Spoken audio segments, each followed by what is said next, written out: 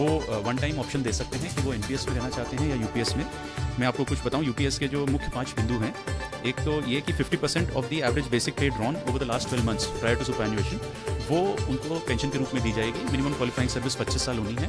यदि किसी की 10 साल भी है तो उसको प्रोपोर्शनेटली उस हिसाब से पेंशन मिलेगी, बट जिसने 10 साल की है तो मिनिमम पेंशन करीब 10,000 रुपये मिलेगी।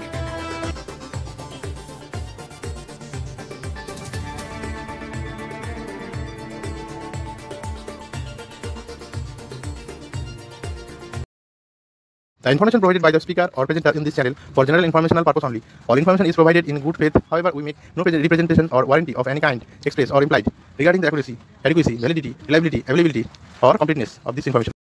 নমস্কার, আজকের ভিডিওতে আপনারা দেখতে চলেছেন ইউনিফাইড পেনশন স্কিমের ব্যাখ্যা। কিভাবে ইউপিএস, এনপিএস ও ওপিএস আপনার পেনশনকে প্রভাবিত করে। আপনি কি অধীর আগ্রহে অপেক্ষা করছেন যে সরকার একটি ভালো পেনশন প্রকল্প নিয়ে আসবে? শুক্রবার কেন্দ্রীয় মন্ত্রিসভা ইউনিফাইড পেনশন স্কিম ইউপিএস অনুমোদন করেছে, যা গ্যারান্টি দেয় যে আপনি একজন সরকারি কর্মচারী হিসাবে আপনার শেষ টানা বেতনের 50% পেনশন হিসাবে পাবেন। এই নতুন স্কিমটি 1 এপ্রিল 2025 থেকে বাস্তবায়িত হতে চলেছে এবং আপনার মধ্য প্রায় 2,30,000 কেন্দ্রীয় সরকারি কর্মচারী উপকৃত হবে বলে আশা করা হচ্ছে। যদি রাজ্য সরকারগুলি এই স্কিমটি গ্রহণ করার সিদ্ধান্ত নেয়, তাহলে এই সংখ্যাটি 9 লক্ষ এ বাড়তে পারে। সুবিধাগুলি আরও প্রসারিত করে ইউনিফাইড পেনশন স্কিম কিভাবে কাজ করে।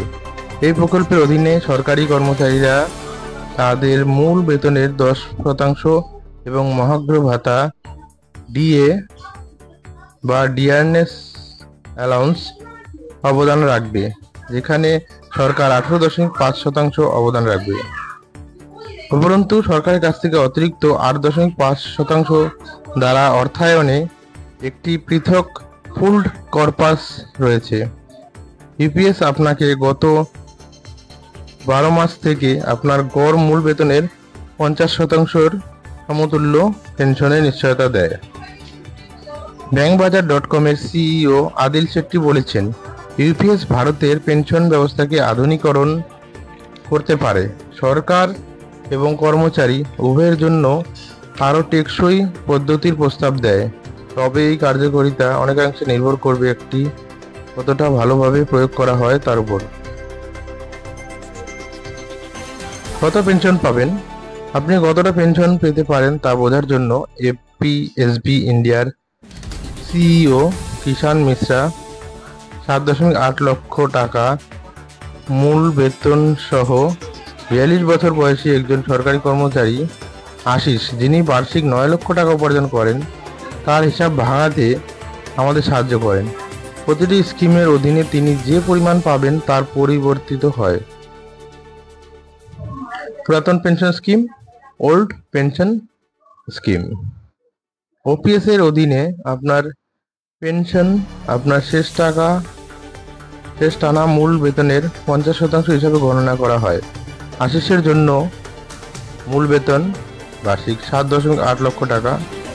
বার্ষিক মূল বেতন 7,80,000 rupees divided by 12 equal to 65,000 টাকা।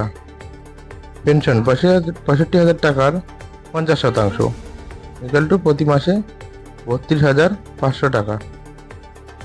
সুতরাং ওপিএস এর অধীনে আশিস প্রায় 32,500 টাকা মাসিক পেনশন পাবেন।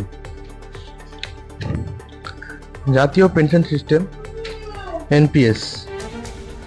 এনপিএস ভিন্নভাবে কাজ করে। আপনার পেনশনের সাথে সঞ্চিত কর্পাসের উপর নির্ভর করে এটি কিভাবে কাজ করে তা এখানে। কর্মচারী অবদান মূল বেতনের 10% ইকুয়াল টু প্রতি বছর 78,000 টাকা। নিয়োগকর্তার অবদান মূল বেতনের 10% ইকুয়াল টু প্রতি বছর 78,000 টাকা। মোট বার্ষিক অবদান 1,56,000 টাকা। বিনিয়োগের উপর অনুমানকৃত রিটার্ন বার্ষিক 4%, 18 বছর পর কর্পাস। চক্রবৃদ্ধি সুদ ব্যবহার করে। অবসর গ্রহণের সময় কর্পাস প্রায় 9 মিলিয়ন টাকা হবে। এই কর্পাস থেকে ধরে নিই যে আপনি 6% হারে একটি বার্ষিক ক্রয় করতে 40% ব্যবহার করেন। আশিস পাবেন মাসিক পেনশন 13,800 টাকা।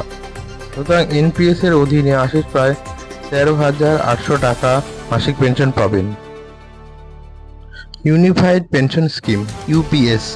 ইউপিএস এর লক্ষ্য হলো ওপিএস এবং এনপিএস এর বৈশিষ্ট্যগুলিকে একত্রিত করে আপনার উভয় জগতের সেরা উপহার দেওয়া। আপনি যা আশা করতে পারেন তা এখানে পেনশন ওপিএস সুবিধার 50% এবং একটি ছোট এনপিএস এর মতো কর্পাস থেকে বার্ষিক আশিসের জন্য ওপিএস অংশ 32,500 টাকা, 50% 16,250 টাকা। এনপিএস এর মতো বার্ষিক 13,800 টাকা। এই দুটি যোগ করে মাসিক পেনশন 16,250 টাকা প্লাস 13,800 টাকা সমান 30,050 টাকা। সুতরাং ইউপিএস এর অধীনে আশিস প্রায় 30,050 টাকা মাসিক পেনশন পাবেন। মনে রাখবেন যে অর্থ মন্ত্রকের মধ্যে ব্যয় বিভাগ ডিপার্টমেন্ট অফ এক্সপেন্ডিচার ইউপিএস বাস্তবায়নের জন্য একটি অপারেশনাল ফ্রেমওয়ার্ক প্রকাশ করতে পারে। এই কাঠামোটি বিভিন্ন পরিস্থিতিতে পদ্ধতির রূপরেখা দেবে, যেমন যারা এনপিএস এর অধীনে অবসর নিয়েছেন এবং তাদের বার্ষিক অর্থ থেকে আংশিক প্রত্যাহার করেছেন তাদের জন্য। অতএব প্রকৃত গণনা ভিন্ন হতে পারে। কিভাবে ইউপিএস, এনপিএস এবং ওপিএস এর সাথে তুলনা করে পার্থক্য। এখন যেহেতু আপনি বুঝতে পেরেছেন যে আপনি প্রতিটি স্কিমের অধীনে কতটা পেতে পারেন, আসুন দেখি কিভাবে ইউপিএস অন্যান্য বিকল্পগুলির বিপরীতে স্ট্যাক করে। পুরাতন pension scheme old pension scheme OPS.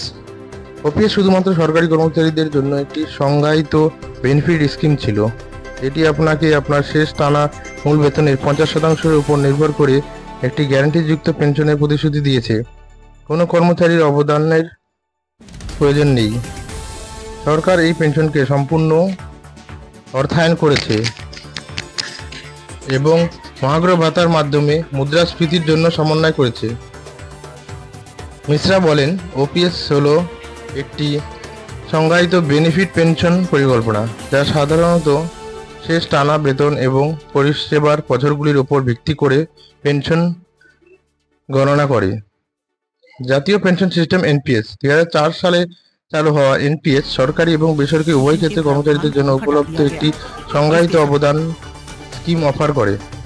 এখানে আপনার পেনশনের পরিমাণ বাজারের রিটার্নের উপর নির্ভর করে এবং আপনি আপনার বেতনের 10% অবদান রাখেন, যা সরকার দ্বারা 14% অবদানের সাথে মিলে যায়। অবসরে আপনি কর্পাস ট্যাক্স মুক্ত 60% পর্যন্ত তুলতে পারেন। এনপিএস এর সাথে প্রধান চ্যালেঞ্জ হলো বাজারের অস্থিরতার কারণে চূড়ান্ত পেনশনের পরিমাণ সম্পর্কে অনিশ্চয়তা, মিশ্রা উল্লেখ করেছেন। Unified pension scheme UPS. UPS একটি একক আরও সুষম স্কিমে ওপিএস এবং এনপিএস এর সুবিধাযুক্তকে সামঞ্জস্য করতে চায়। এটি একটি হাইব্রিড মডেলে অফার করে, যেখানে আপনি এনপিএস এর অনুরূপ অবদান ভিত্তিক উপাদান সহ ওপিএস এর মতো একটি নির্দিষ্ট সুবিধা পাবেন।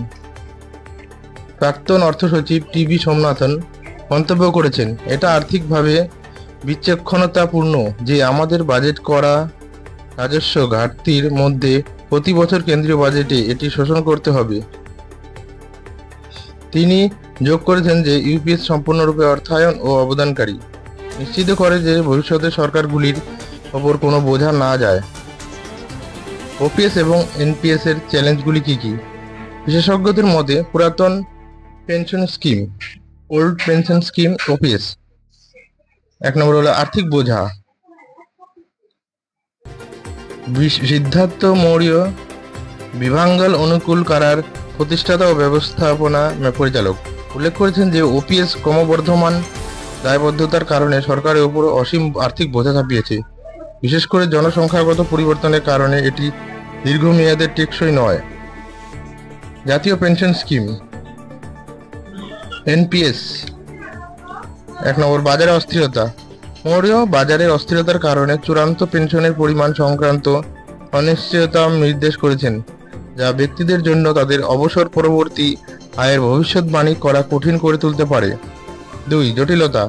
মিশ্রা আরও উল্লেখ করেছেন যে এনপিএস জটিল, বিশেষ করে বিভিন্ন বিনিয়োগের বিকল্প বোঝার ক্ষেত্রে, যা কর্মীদের জন্য বিভ্রান্তিকর হতে পারে। 3. কোনো গ্যারান্টিযুক্ত রিটার্ন নেই। ওপিএস এর বিপরীতে এনপিএস গ্যারান্টিযুক্ত রিটার্ন অফার করে না, যা অবসর পরবর্তী স্থিতিশীল আয়ের সন্ধানকারী কর্মীদের জন্য উদ্বেগের কারণ হতে পারে। ইউনিফাইড পেনশন স্কিম ইউপিএস এর সুবিধা এবং চ্যালেঞ্জ। এফপিএসবি ইন্ডিয়ার কিষাণ মিশ্রের মতে, সরকার এবং একজন ব্যক্তি হিসাবে আপনার উভয়ের জন্যই এর অর্থ কী? সরকারের জন্য সুবিধা। 1. দীর্ঘমেয়াদী আর্থিক স্থায়িত্ব। ইউপিএসকে ওপিএস এর তুলনায় দীর্ঘমেয়াদে আরও বেশি আর্থিকভাবে টেকসই করার জন্য ডিজাইন করা হয়েছে, যা সরকারের দীর্ঘমেয়াদী দায়গুলিকে হ্রাস করে। 2. দীর্ঘমেয়াদী দায়িত্ব হ্রাস। সরকারের উপর আর্থিক ভার সীমাবদ্ধ করে ইউপিএস এর লক্ষ্য পেনশন তহবিলের জন্য একটি ভারসাম্যপূর্ণ পদ্ধতি নিশ্চিত করা। 3. সরলীকৃত ও স্বচ্ছ পেনশন কাঠামো। ইউপিএস একটি একক সিস্টেমের অধীনে একীভূত করে পেনশন পরিচালনাকে সহজ করে, যা বিভিন্ন সেক্টরে ন্যায়সঙ্গত অবসর সুবিধা নিশ্চিত করে। 4. পেনশন সংস্কারের দিকে একটি পদক্ষেপ। মিশ্রা বলেছেন, ইউপিএস প্রত্যাবর্তনকে ভারতের পেনশন ব্যবস্থা সংস্কারের দিকে একটি প্রগতিশীল পদক্ষেপ হিসেবে দেখা হয়। সরকারের জন্য চ্যালেঞ্জ। 1 নম্বর, রাজনৈতিক বিরোধিতা। ইউপিএস বাস্তবায়ন রাজনৈতিক চ্যালেঞ্জের সম্মুখীন হতে পারে, বিশেষ করে যারা বিদ্যমান পেনশন স্কিমের পরিবর্তনের বিরোধিতা করে। Logistic challenge. ইউপিএস বাস্তবায়নের উল্লেখযোগ্য লজিস্টিক চ্যালেঞ্জ হবে, কারণ এটি কভার করে এমন বিপুল সংখ্যক লোক ও সংস্থার কারণে। ব্যক্তিগত সুবিধা, ইন্ডিভিজুয়াল বেনিফিটস। 1. বর্ধিত পেনশন নিরাপত্তা। এনপিএস এর তুলনায় ইউপিএস অবসরপ্রাপ্তদের জন্য আরও অনুমানযোগ্য সুবিধা এবং অধিক নিরাপত্তা প্রদান করতে পারে। এই স্কিমটি একটি নিশ্চিত পেনশন, মুদ্রাস্ফীতি সূচক, পারিবারিক পেনশন এবং একটি ন্যূনতম পেনশনের মতো বৈশিষ্ট্যগুলি সহ ওপিএস এর নির্দিষ্ট সুবিধাগুলির সাথে এনপিএস এর বাজার ভিত্তিক রিটার্নগুলিকে মিশ্রিত করে। 2. বর্ধিত রিটার্ন। ইউপিএস বাজারের বিনিয়োগের বৃদ্ধির সম্ভাবনাকে কাজে লাগিয়ে আরও ভালো রিটার্ন দিতে পারে। এনপিএস এর মতে এখনও ওপিএস উপাদানগুলি থেকে নিশ্চিত আয়ের একটি ভিত্তি স্তর বজায় রাখে। 3. দ্বৈত সুবিধা সহ হাইব্রিড মডেল। ইউপিএস একটি হাইব্রিড মডেল অফার করে, যা এনপিএস এর নমনীয়তা এবং স্ব-অবদান বৈশিষ্ট্যগুলির সাথে ওপিএস এর একটি নির্দিষ্ট সুবিধাগুলির স্থায়িত্বকে একত্রিত করে। এটি আপনাকে নিশ্চিত পেনশন এবং বাজার সংযুক্ত বিনিয়োগের থেকে উচ্চতর রিটার্নের সম্ভাবনা উভয়ই প্রদান করে। ব্যক্তিগত